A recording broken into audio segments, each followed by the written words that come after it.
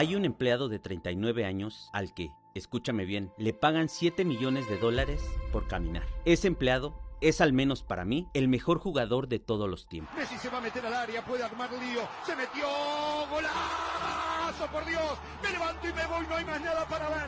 Damas y caballeros, apagamos todo, que no haya más fútbol, porque no jamás se podrá ver nada mejor que esto. Pero eso no es una metáfora. Existen contratos firmados que exigen por escrito que su cuerpo debe de estar 30 minutos sobre un césped. Pero también hay un edificio en Zúrich y otro en Buenos Aires donde hombres de pantalón largo ya sacaron la calculadora y revisan el calendario con pánico. Porque saben algo que tú y yo también sabemos y que nadie en este negocio se anima a decir en voz alta. Ese hombre que camina en el campo está por irse. Es inevitable. Y cuando se vaya, cuidado, porque no solo se retira un futbolista, se apaga una economía completa, se rompe el sistema táctico de un equipo y un país entero entrará en la peor crisis de abstinencia de su historia. Este es el documental del día después de la partida de Lionel Andrés Messi Cuchitini y que toda la Argentina sufrirá. Por eso, en los próximos minutos vas a ver cómo un país entero se encargó de repudiar, de pisotear a su propio Mesías. Que Messi se vaya de la selección, basta de Messi. ¿Cuál fue ese problema? El problema es Messi. Acá el problema es Messi. Caminaba hoy, porque no jugaba con sus amigos. Hasta obligarlo a renunciar. Se terminó para mí la selección, creo que por el bien de todos, primero por mí y después por todo, creo que hay mucha gente que desea eso. Y cómo después construyó un imperio de $150 millones sobre sus hombros. Vas a entender por qué la etiqueta de heredero ya destruyó carreras más de una vez y por qué, bajo la complicidad de muchos, está a punto de hacerlo de nuevo. Vamos a abrir la pizarra de Scaloni de par en par para descubrir el mecanismo secreto que le permite a un hombre caminar mientras 10 corren por él. Y vamos a contar dólar por dólar cómo es que la AFA y la FIFA van a dejar de facturar una vez que el más grande se retire. Porque sin duda, su retiro será un golpe para los bolsillos y un golpe para el negocio de muchos. Y al final del video te quiero escuchar. ¿Cuánto tiempo le llevará a la Argentina levantarse después de la era Messi? Después del día final de Lionel Andrés Messi. Para entender la escala del abismo que Lionel Messi dejará en este deporte,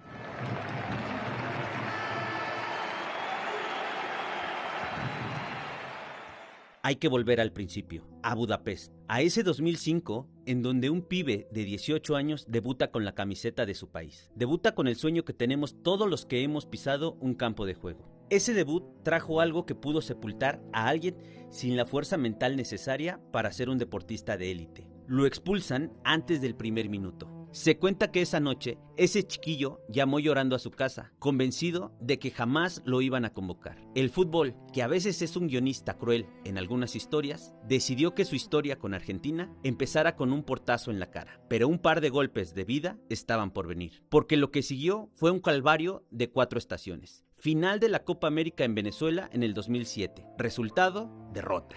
Final del Mundial 2014 contra Alemania, resultado, derrota en tiempo suplementario. Finales de la Copa América de 2015 y 2016, resultado, derrota por penales contra Chile. 4 finales con su selección, 0 títulos. Mientras que con el Barcelona ganaba todos los premios que podía levantar, la copa se le negaba. Pero lo peor, era un país que no le perdonaba ninguna de esas derrotas. Al jugador que más títulos ha levantado en la historia del fútbol, le decían pecho frío. Le facturaban no cantar el himno. Como si la patria se midiera en decibeles. La exigencia, ser un clon de Maradona. Y él cometía el pecado imperdonable de ser otra cosa. Un genio callado, un fenómeno introvertido, en un país que venera a los genios que gritan. Porque si algo debo reconocer es que su afición vive como nadie el amor al deporte, pero sobre todo el amor a su selección. Y acá va un dato que duele más que cualquier derrota. Una vez que lo analizamos y lo revisamos. En retrospectiva, el mejor jugador del mundo vomitaba antes de los partidos. Vomitaba porque la ansiedad no respeta camisetas, no respeta jerarquías. Porque mientras Argentina le reclamaba la frialdad con la que vivía, su cuerpo le gritaba lo contrario. Hasta que la noche del 26 de junio de 2016, en el estadio MetLife de Nueva Jersey, falló un penal. Y ahí, ante miles de personas en el estadio, pero millones en la televisión, se rompió. Messi dijo letra por letra: se terminó para mí la selección. Se terminó para mí la selección. Dijo 6 palabras que impactaron en el fútbol mundial.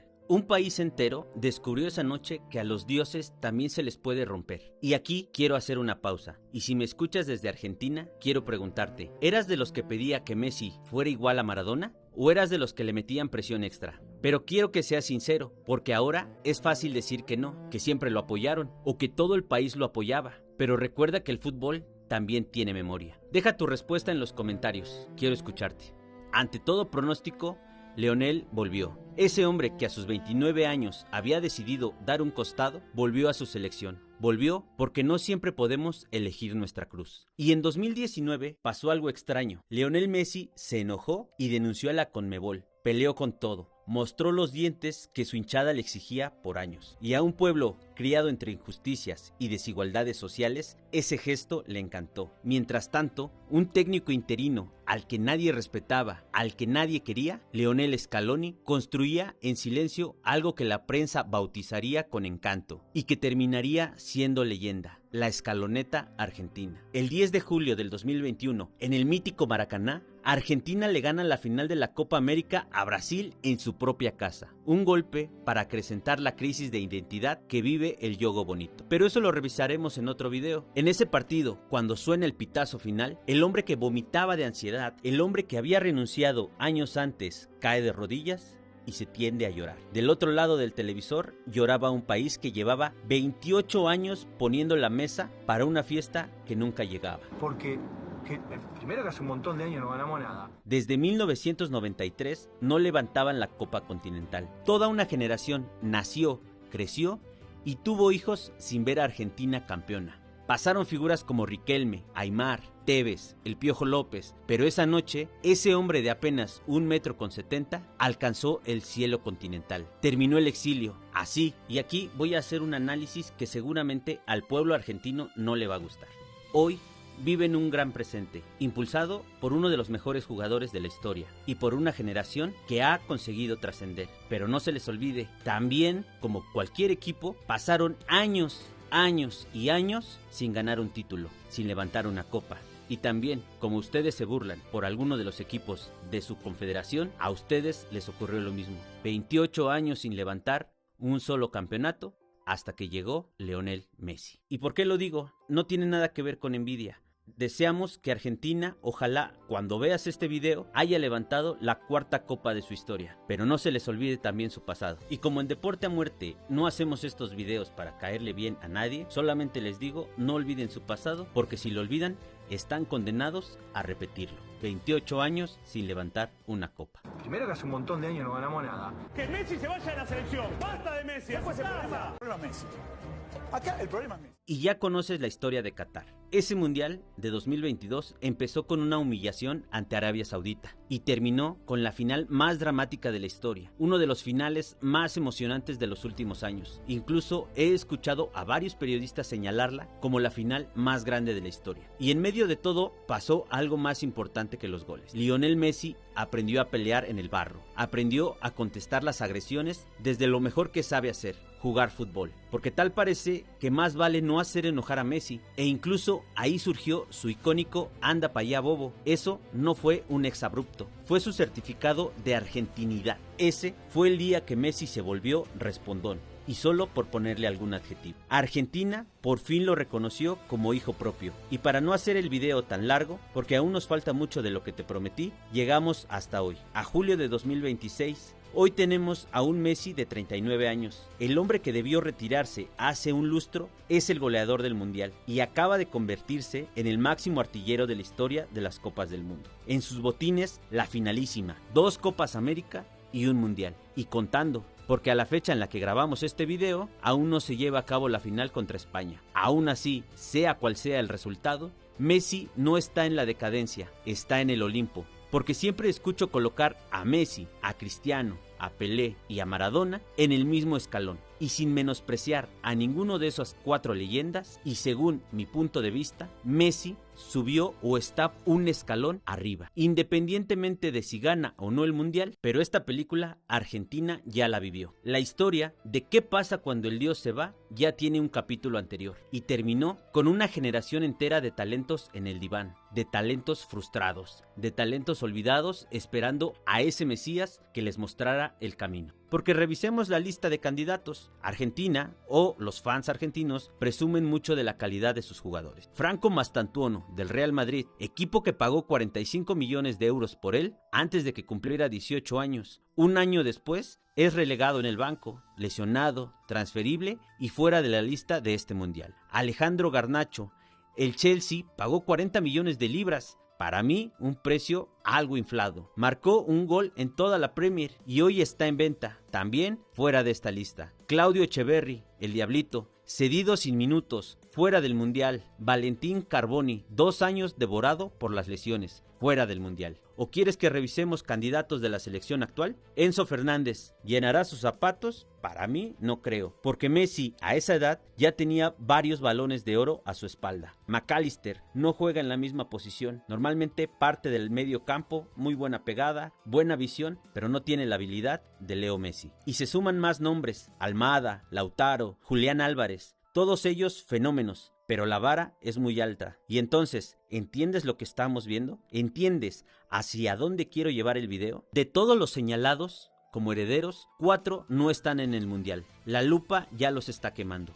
Y Messi todavía ni se va. Y no es que se busque una comparativa con Leo, pero sin duda, por cómo vive el pueblo argentino en el fútbol, buscará quién lleve la 10 al biceleste. Y acá te detengo un segundo, porque necesito saber qué piensas. ¿Crees que alguno de esos chicos sobreviva a la comparación, o Argentina está incinerando a su próxima generación antes de tiempo? Déjamelo en los comentarios, quiero leer los dos bandos, porque para mí, ninguno de los chicos, por muy buenos que son, van a poder igualar al 10 argentino, y difícilmente nuestra generación podrá ver un jugador de ese nivel. Y si hasta ahora el análisis te está gustando, suscríbete, porque falta ver cómo funciona la máquina que quizá está a punto de romperse. Ahora quiero analizar un poquito a la escaloneta, porque Scaloni no diseñó un equipo, diseñó un exoesqueleto, una armadura de 10 obreros construida alrededor de un solo cerebro. El mecanismo es simple de explicar, pero creo que es imposible de replicar. 10 corren para que uno piense. Y aquí no quiero que se malinterprete mi análisis. No es que Leo ya no ayude al equipo, pero a sus 39 años es mejor tenerlo listo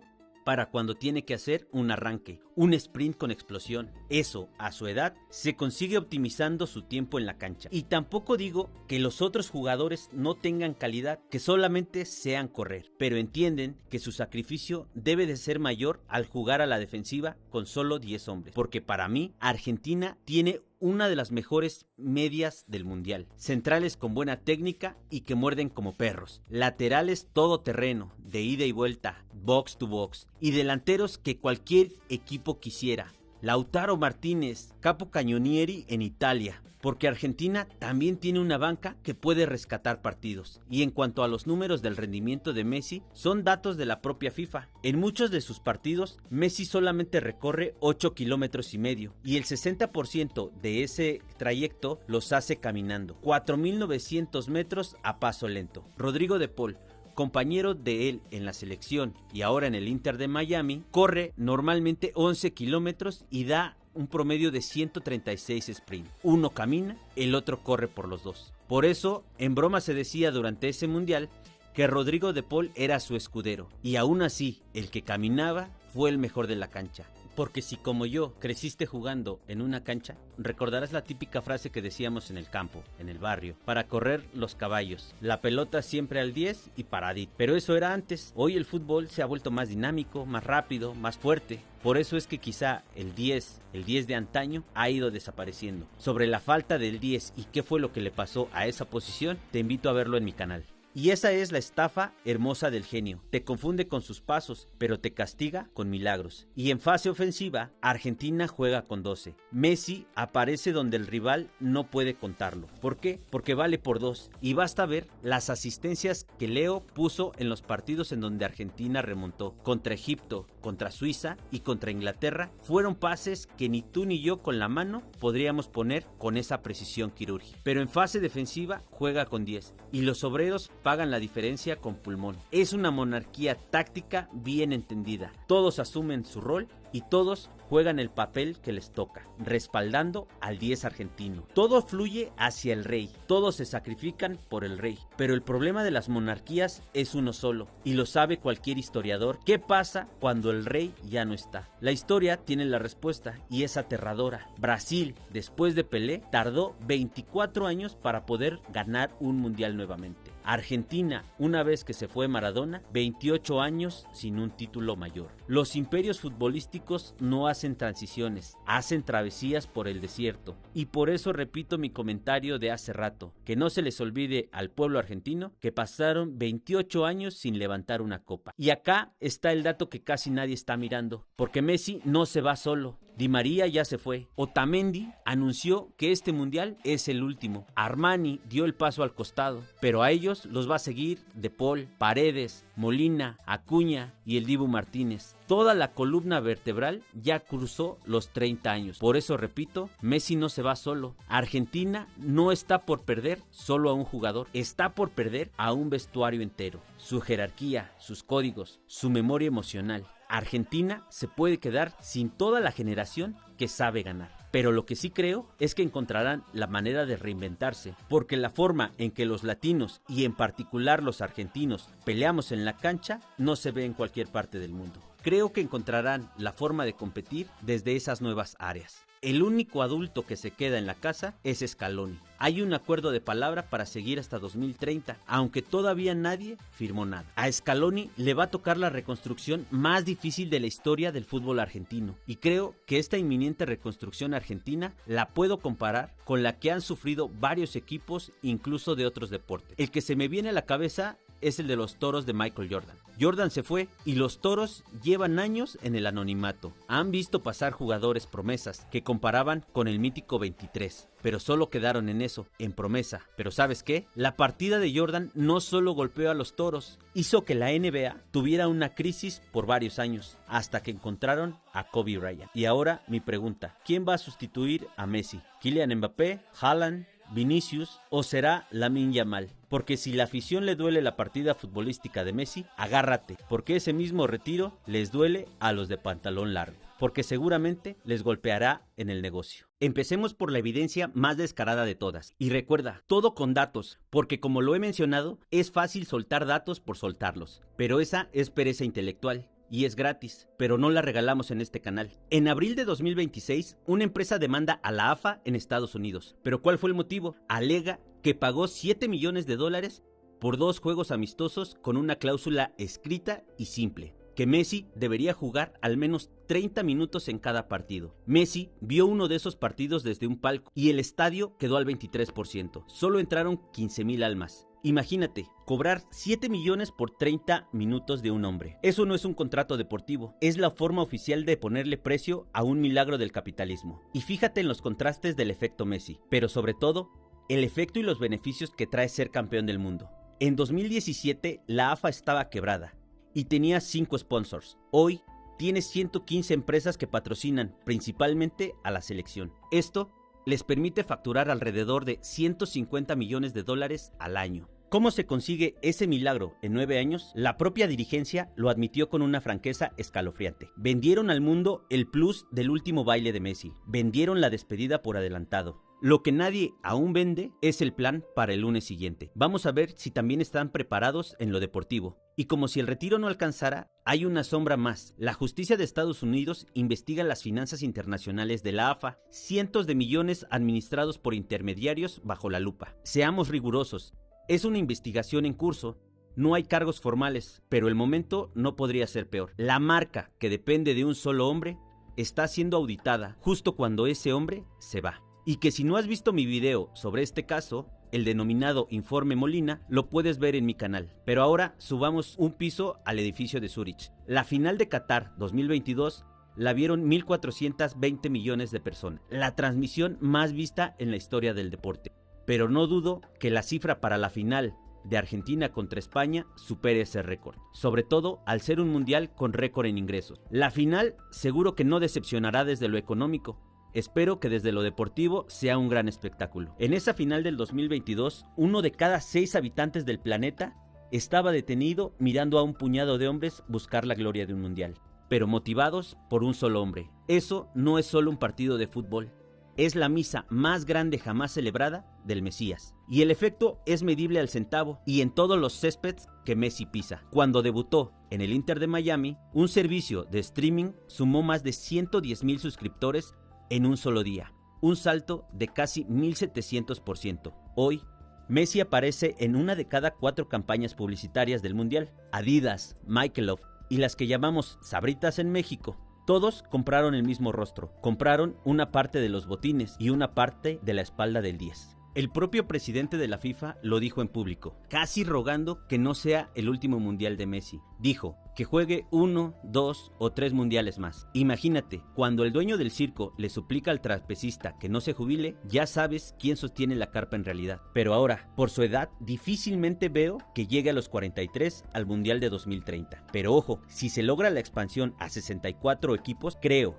firmemente que el mundial le dará a Argentina los 3 partidos de su grupo. Con esa idea en la mente, ¿te imaginas que Messi alargue su carrera para poder jugar un mundial en su país? Pero quiero regresar a lo dicho por Infantino, porque sí creo que existe una admiración de Infantino por Lionel Messi. Y debería, con todo lo que significa el astro argentino para el fútbol. Pero como organizador del torneo, debería de ser justo con el trato a sus activos. ¿O solo soy yo el que piensa que existe una animadversión hacia Cristiano Ronaldo, otro de los deportistas más grandes de este deporte, y que también es parte de los activos comerciales de la FIFA? Pero seguro estoy que habrá reemplazos para Messi, pero no solo para Messi. Repito, también Cristiano Ronaldo es uno de los principales activos desde hace 2 décadas. Sé que Kylian Mbappé, Haaland, Vinicius, Yamal tienen el talento suficiente, pero seamos honestos, y esta es una opinión propia. Todos ellos generan admiración, no religión ni pasión. Puedes fabricar cracks en laboratorios de alto rendimiento. Lo que no puedes fabricar son 20 años de historia compartida con un tipo que parecía de otro planeta, pero que lloraba como nosotros. Y creo que el caso más cercano de alguien que pueda ocupar su lugar es Haaland. Sobre todo porque en este mundial se volvió en un tipo muy querido, un fenómeno absoluto de internet.